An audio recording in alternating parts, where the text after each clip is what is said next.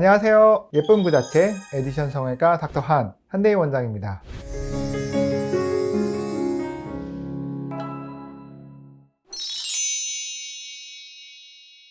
수술 후 흡연과 음주는 수술 부위에 염증을 일으킬 수 있습니다. 한 달간은 금연, 금주 꼭 지켜주세요. 수술 부위 주변을 냉찜질을 해주시면 수술 부위의 통증을 감소하고 부기도 감소하면서 지혈 효과도 있습니다. 그래서 수술 직후부터 2, 3일간은 냉찜질을 해주시는 게 도움이 됩니다. 그 이후에는 온찜질을 해주시면 좋은데요. 혈액순환을 도움을 주기 때문에 상처가 빨리 회복하는 데 도움이 됩니다. 수술 후 일반적으로 저희들은 환자분들에게 항생제와 소염 진통제, 소화제, 그리고 콧물약을 처방해 드립니다. 이 약은 꼭 드셔야 되는 약인데요. 그 약을 제대로 드셔야 상처 회복과 염증 예방에 도움이 된다고 보시면 되겠습니다.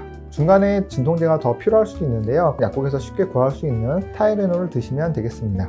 코 수술 후에는 콧대 주변으로 종이 테이프와 부목을 대어 드리는데요. 그 이유는 붓기를 감소하면서 출혈 예방 효과와 그리고 보형물이 움직이지 않게 하는 효과가 있습니다.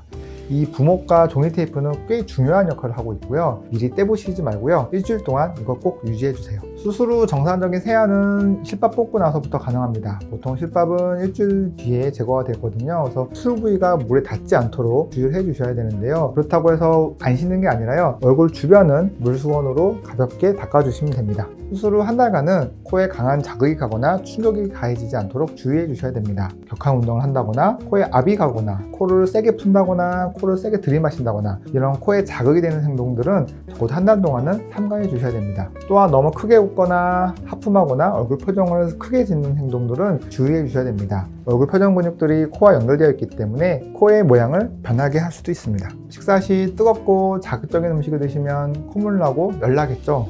그러면 코에 자극이 돼서 상처 회복을 막습니다. 수면 시에는 천장을 보고 좀 머리를 좀 올려서 주무시면 붓기 빠지는데 좀 더 도움이 됩니다. 머리를 감을 때는 미용실에서 감을 때처럼 머리를 제껴서 감아주시는 게 제일 좋고요. 좀 더 주변 사람의 도움을 받으면 좋겠죠. 회복하는 과정에서 갑자기 열이 나고 붓고 통증이 동반되는 경우가 있습니다. 이 세 가지 증상이 동시에 나타났을 때는 염증 증상일 가능성이 높기 때문에 반드시 병원을 찾아주세요. 흉터와 상처에 대해서 좀 더 구분해서 기억하시면 좋을 것 같은데요. 실밥이 있을 때는 상처고 실밥이 제거하고 나서는 흉터라고 보시면 됩니다. 실밥 제거하고 난 다음에 여기 부분을 너무 만지거나 자극하지 않는 게 제일 중요하고요. 두 번째로 흉터 연고를 좀 바르신다면 좀 더 흉터가 깔끔하게 남는 데 도움이 될 것 같습니다.